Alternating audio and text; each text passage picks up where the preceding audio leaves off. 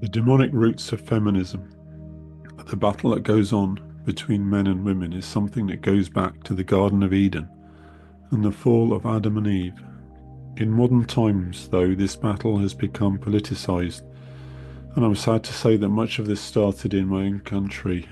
Biblically speaking, man is the head of woman. 1 Corinthians chapter 11, verse 3. But I would have you know that the head of every man is Christ, and the head of the woman is the man, and the head of Christ is God. The Bible makes it clear that we are all of equal status before the Lord, but in this life women are not to take authority over men in spiritual matters. 1 Timothy chapter 2, verses 12 to 13. But I suffer not a woman to teach, nor to usurp authority over the man, but to be in silence. For Adam was first formed, then Eve. I've heard people say that this verse only applied to the culture of the day, but it clearly says that the reason for a woman to be under a man's authority is because God created Adam first, then Eve. Eve was created to be a partner and helper for Adam, not to take charge over him.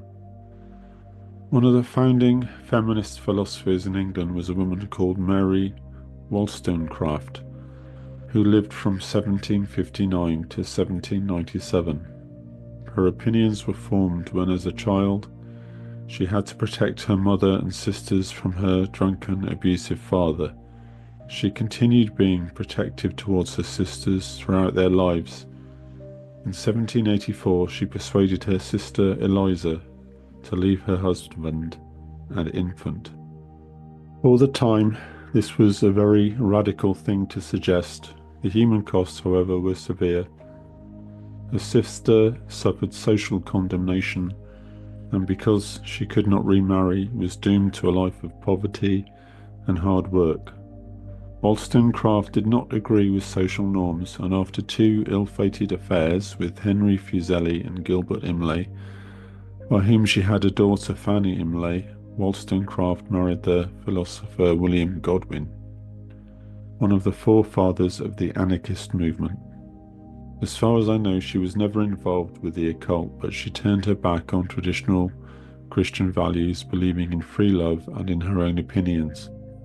Her most famous book was A Vindication of the Rights of Women, 1792, in which she argues that women are not naturally inferior to men, but appear to be only because they lack education.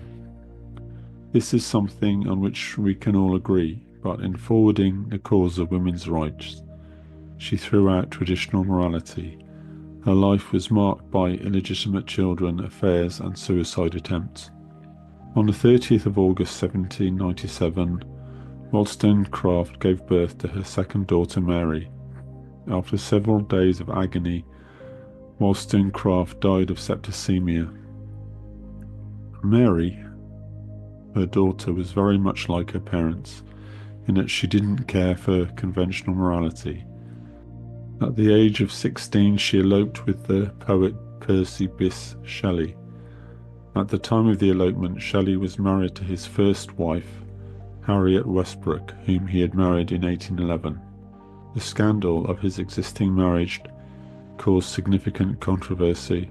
Percy and Mary did not legally marry until December 30th, 1816, shortly after Harriet's death by suicide. Mary went on to write the novel Frankenstein, and this novel, I believe, gives us an insight into how Mary and her parents thought. They lived at the dawn of the scientific age. They believed in humanism, rationalism, and science. Frankenstein is the story of a living creature created from assembling various human body parts. In Shelley's Gothic story, Victor Frankenstein builds the creature in his laboratory through an ambiguous method based on a scientific principle he discovered. So in Mary's world, life itself could be created by science. Man is just a machine made from parts. Biblically, man is a spiritual being created by God with an eternal soul. This is the fundamental difference between the humanist's view of mankind and the believer's view of mankind. if man is simply the creation of some scientific process, then the best thing for him to do is to do as he wants, which is basically what Mary and her parents believed. There is no overriding law from God. This is the same thing that most occultists believe. For example, the most famous English occultist was Aleister Crowley. He founded a religious and philosophical system whose central tenet was, "Do what thou wilt shall be the whole of the law." Mary Wollstonecraft has become an icon of the feminist movement. The novel Frankenstein is often interpreted as a feminist text, critiquing patriarchal ambition and the exclusion of women. This mindset, where men are seen as the root of all women's problems and independence from men is seen as the ultimate goal, became the hallmark of feminism in England. It is the exact opposite of biblical teaching. Titus chapter 2 verses 3 to 5. The aged women likewise, that they be in behaviour as becometh holiness, not false accusers, not given to much wine, teachers of good things, that they may teach the young women to be sober, to love their husbands, to love their children, to be discreet, chaste, keepers at home, good, obedient to their own husbands, that the word of God be not blasphemed. After Wollstonecraft and Mary Shelley came many other English feminists, all teaching independence from male authority as a good thing. Today this is most apparent in the Church of England, where hatred for male authority has become vitriolic. Ultimately, this kind of independence is as rebellion against God. His word clearly states the roles of men and women. When we turn against God's laws, we look for alternative ways to his ways, which are clearly set out for us in the Bible. So thank you for listening. If you found this video interesting, you can find more information at prophecy-workshop.com.